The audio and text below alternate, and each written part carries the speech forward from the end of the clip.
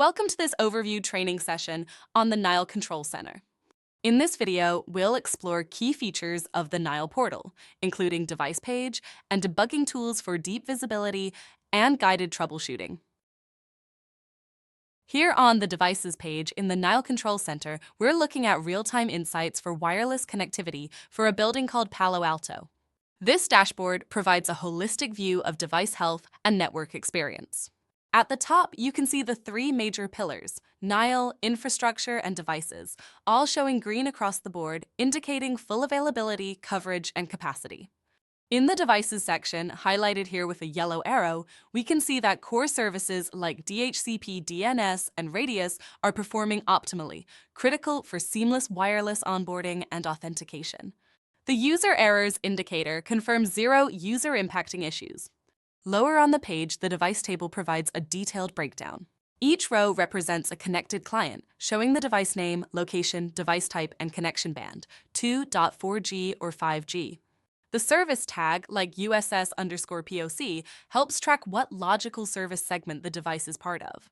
All devices listed here are connected wirelessly and reporting no error, a strong indicator that onboarding and access control are functioning flawlessly.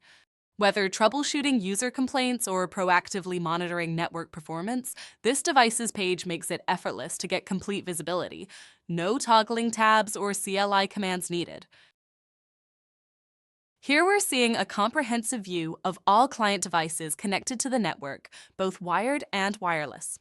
The dashboard clearly breaks down the overall client status, problem types, and connection modes, while also surfacing potential security anomalies via VIDS, Wireless Intrusion Detection System. Now, zooming into the search functionality, highlighted with a yellow arrow, Nile makes it easy to quickly locate any device within the network. This intelligent search bar accepts a minimum of just 3 characters and instantly filters the list below based on the input. You can search by username, device type, MAC address, IP, or even specific tags used for location or service dot. This feature is particularly helpful in large-scale environments like enterprise campuses or hospitals where hundreds of clients are connected. Rather than scrolling through device lists manually, you simply type in part of the identifier, and the results are dynamically narrowed down. It's a small tool, but it saves huge amounts of time during live troubleshooting or inventory checks. You can filter devices by status such as online, offline, or error, user with their specific email or username, device type like laptops, mobiles, or IoT, operating system like Windows, iOS, or Android, connection service, for example, Nile or Nile Secure in this case, also network segment, IP or MAC address. Additional filters include data usage, error status, and custom tags. The system remembers frequently used filters and supports multi-condition searches with and/or logic, letting you combine, for example, all Apple devices on Nile Secure with more than 500 MB usage. These granular controls transform raw connection data into actionable insights, whether you're troubleshooting, auditing, or optimizing your network. The device management page in Nile Control Center offers administrators 2 powerful features for enhanced visibility and reporting: column customization and data export. The View Columns option lets you tailor exactly which details are displayed, including connection status, user or device identification, network attributes like IP address or MAC address service, segment type, analytics, and error logs. For deeper analysis, the export function generates comprehensive reports with all selected columns, perfect for compliance audits, usage trend analysis, troubleshooting documentation. Together, these tools transform raw connection data into actionable business intelligence, all without leaving your dashboard. Now, when we click on any individual device, we get a much deeper level of detail. Here you can see the wireless service the device is connected to, the authentication type, and whether it is WPA2 personal or enterprise. You can also see the device capabilities such as Wi-Fi 6 and even the frequency band it's operating on, such as 5 GHz. In addition, you'll find the IP and MAC addresses and the last time the device was seen on the network. We've hidden those values here for security reasons. What's even more powerful is the event timeline shown.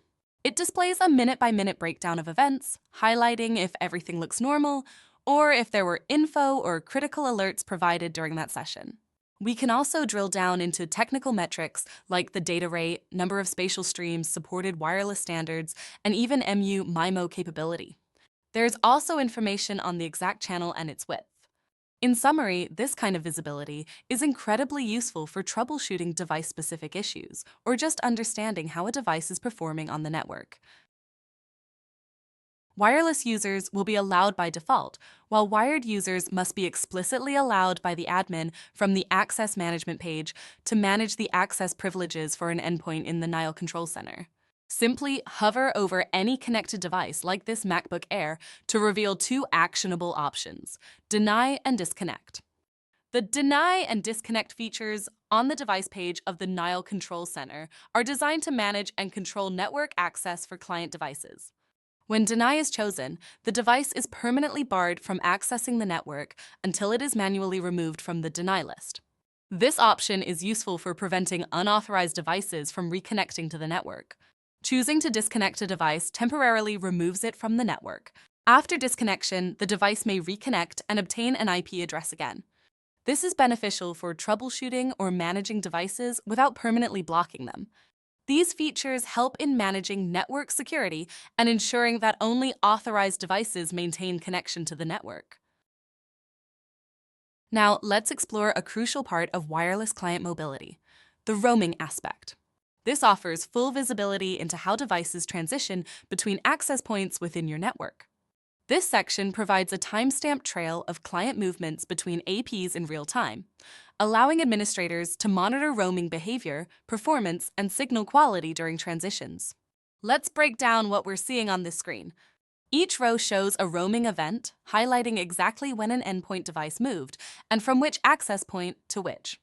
For example, on June 5th at 12 hours, 33 minutes and 17 seconds, the client roamed from AP BLDF3 Luxor to AP BLDF2 Luxor.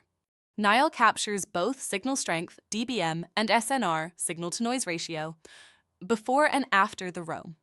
In the first entry, signal improved from minus 62 dBm to minus 37 dBm, and SNR rose from 35 to 60 dB, indicating a positive handoff with significantly better radio conditions.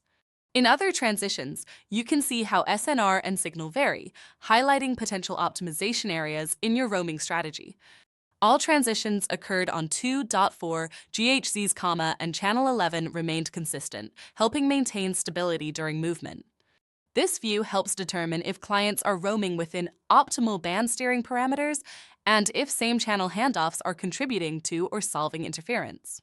Now let's explore the Discovery Protocols section inside the Nile Control Center, a powerful tool designed to bring transparency to how end-user devices interact with the network and discover surrounding services.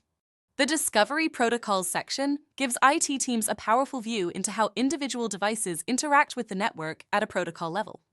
In this example, we're looking at a MacBook Air connected over a secure 5 GHz wireless link located in the Bengaluru lab. Nile automatically detects the device's type, location, MAC, and IP addresses, presenting all in one place. What makes this section especially valuable is the insight into active discovery protocols. We can see the device is using RFB, or Remote Frame Buffer Protocol, over TCP, which indicates remote desktop access, along with SSH for secure terminal connections and at least one additional discovery protocol. With a clear green status indicating the device is healthy, administrators get full context into how the device is behaving. This is where Nile showcases its advanced visibility. RFB over TCP. This is often used for VNC-based remote desktop services, suggesting a remote session capability or management access is active on this device. SSH, Secure Shell Access, is being broadcast or utilized, indicating this device is either accepting or initiating SSH sessions, commonly used for secure admin or development work. And Samba File Share, which indicates active file sharing services on the network. Similarly, when we look at the events and status for a specific device, we see a detailed histogram that represents all events over a selected time range. Each bar in this histogram corresponds to the number of events recorded within that time period, with different colors indicating the severity, whether normal, informational, or critical events. Hovering over any point on the timeline reveals a summary of the total events during that interval, including how many were critical or informational. Below the histogram, the detailed event list shows individual events with timestamps and descriptions. In this example, you can see events like device assignment, client-triggered disassociation, successful PSK authentication, and association requests. This granular view helps in understanding the sequence of events that happen, making it easier to troubleshoot connectivity issues or identify abnormal behavior on the network. Let's take a closer look at a connected wireless client, in this case Mac's Apple MacBook Air, and explore the visibility and insights provided through Nile's intuitive dashboard. At the top of the screen, the data path visualization breaks down the end-to-end flow of traffic across 3 stages: device, network, and apps. Each stage is color-coded. Green indicates normal operation. Red flags would indicate potential issues affecting connectivity or performance. This real-time flow allows IT teams to instantly pinpoint where a failure or performance degradation is occurring, whether it's at the device level, the network infrastructure, or within specific applications. On the right, Nile provides in-depth telemetry for the wireless client to help troubleshoot performance issues. Usage, outbound and inbound. These graphs show the data traffic flowing from the device outbound and to the device inbound. In this instance, we see consistent traffic with spikes up to 1.5 kilobits per second outbound and 4.0 kilobits per second inbound, reflecting light browsing or background processes. SNR, signal-to-noise ratio, a key indicator of wireless quality. This client is enjoying a healthy 61 dB, which suggests a strong and clean wireless environment. Signal strength, currently reading at -34 dBm. This is excellent signal strength, ideal for reliable connectivity. Noise level. With noise levels around -95 dBm, this indicates a very low interference environment which supports stable wireless performance.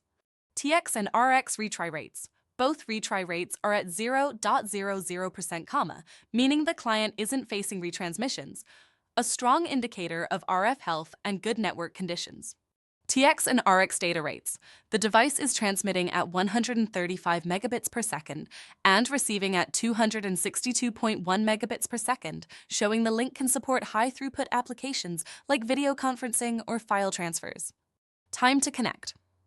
The metric here shows sub-millisecond performance, meaning the device is nearly connecting instantly, a sign of a well-optimized DHCP and authentication flow.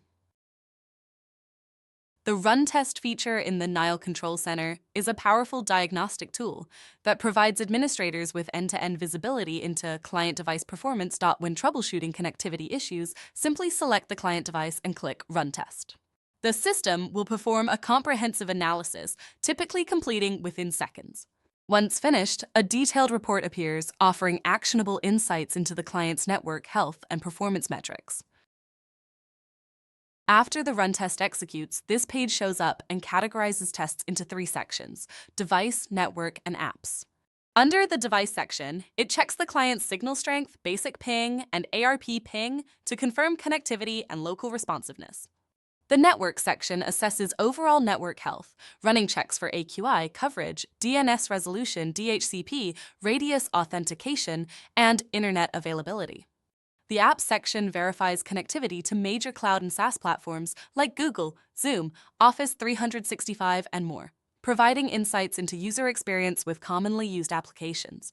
Additionally, detailed lower panel diagnostics include speed test results, upstream ping, and traceroute to external destinations like 8.8.8.8 and visibility into DHCP DNS and radius transactions.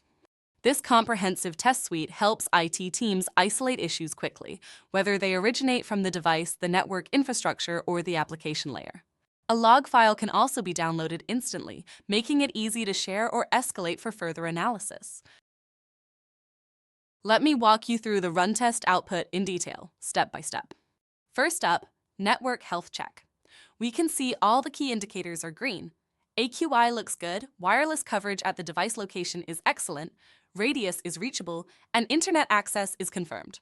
So from a connectivity standpoint, everything looks solid. Second, DHCP validation. The DHCP server is up and responding correctly, which means the client is getting an IP address as expected. That's a good sign that basic network services are functioning. Third, upstream ping to 8.8.8.8.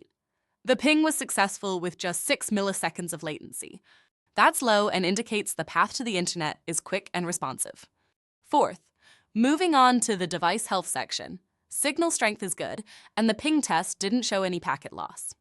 There was a small latency spike at around 69 milliseconds, but overall, it's within an acceptable range. Fifth, let's look at the speed test results. We're getting about 13.96 megabits per second on the download and 6.18 megabits per second on the upload. These are decent speeds and should be more than enough for most enterprise applications. Sixth, then we have the DNS test.